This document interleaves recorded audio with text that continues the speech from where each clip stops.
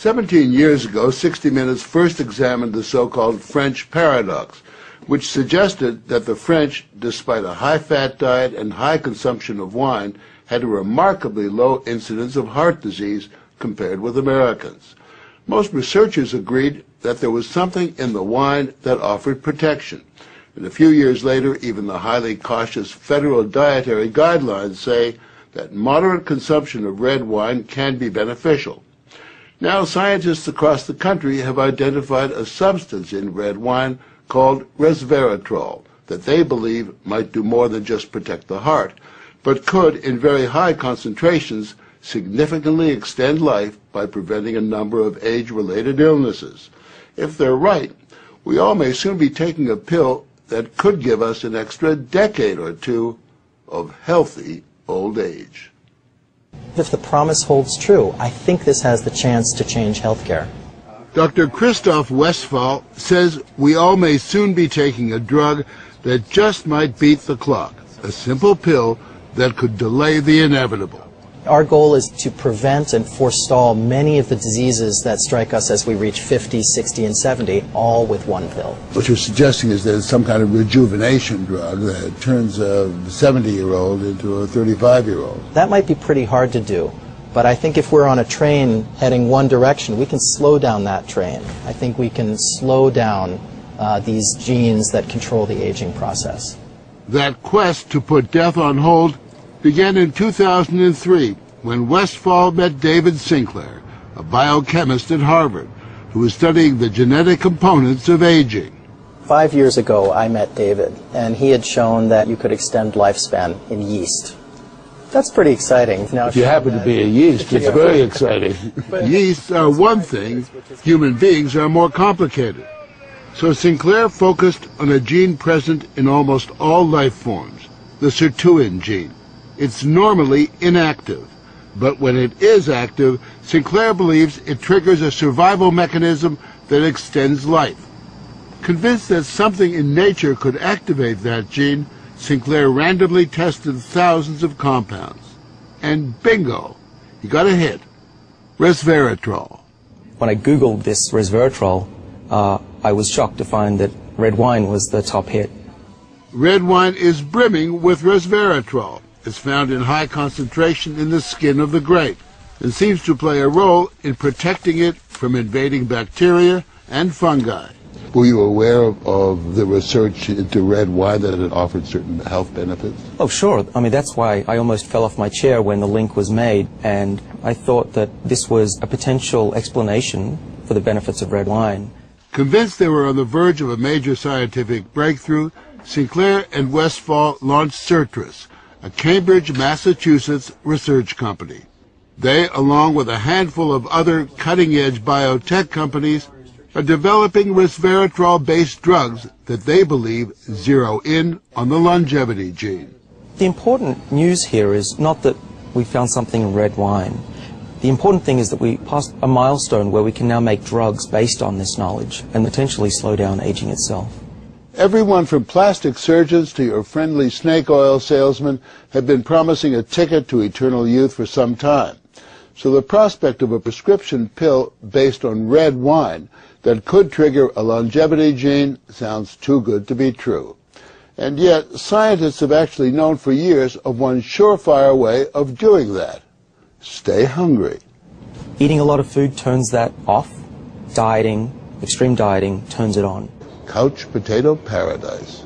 We have a pill that can mimic many of the effects of calorie restriction or exercise. So one could be very healthy and obese at the same time. Our goal is healthy individuals, ideally via lifestyle, and if that doesn't work, we believe that we'll have a pill that can mimic that.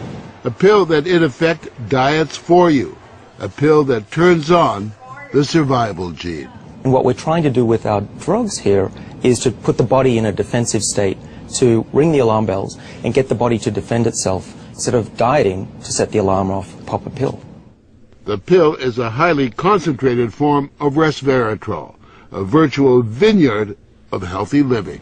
How much red wine would you have to drink to get the kind of resveratrol that you're using? The sad news is that you'd need to drink about 1,000 bottles a day of red wine, which I don't recommend. The pill itself may not extend lifespan, but could prevent the diseases of aging, Alzheimer's, diabetes, heart disease, even cancer. What we're talking about is activating the body's natural genetic defenses against diseases, and that's very powerful if we can harness that. Resveratrol has been tested on mice, and the results have been encouraging. In this test video provided by Sertris, both of the mice have been fed a high-fat diet for 12 weeks. But when placed on a treadmill, the mouse on the right ran twice as far. He was taking high concentrations of resveratrol. You have fat mice, and you have fat mice with resveratrol, and the ones that are on resveratrol, they can run twice as far, and they live longer, about 20% longer. Other studies showed that among mice fed a high-fat diet, those given resveratrol didn't gain as much weight as those not given the drug. Sinclair believes that resveratrol actually changes the physiology of the mice. The proof, he says, is in the post-mortem. Their organs looked pristine, youthful, fat-free, and their physiology was just like they were dieting, but they were fat. Convinced they were on the right path, they fast-tracked the drug into human trials on people with untreated diabetes, and the results were impressive. It significantly lowered glucose and insulin levels without the patients changing their diet or taking any other drugs. Originally, our hope was that you'd be able to prevent diseases of aging. What we ended up seeing is actually you could therapeutically intervene in patients who have diseases of aging, and that was unexpected. Yeah, the diabetic patients have high blood sugar, and the molecules bring it down. That's treatment, that's not prevention.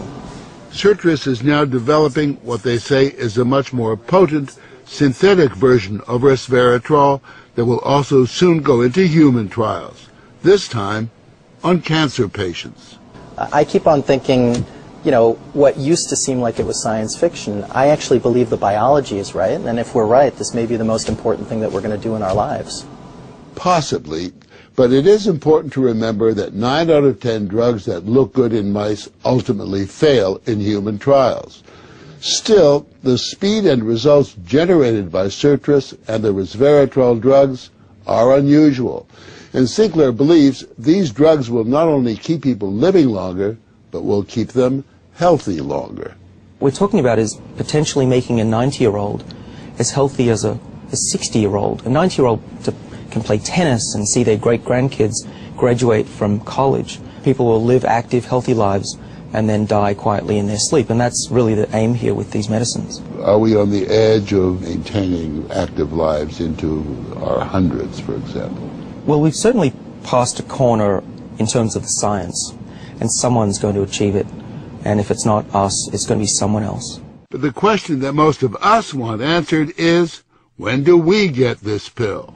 I would say 5 years to be conservative, that this will happen within our lifetimes. I'm fairly certain about that. One measure of the potential of this research, Dr. Sinclair and Dr. Westfall's little startup company was recently bought by the pharmaceutical giant GlaxoSmithKline for almost $750 million.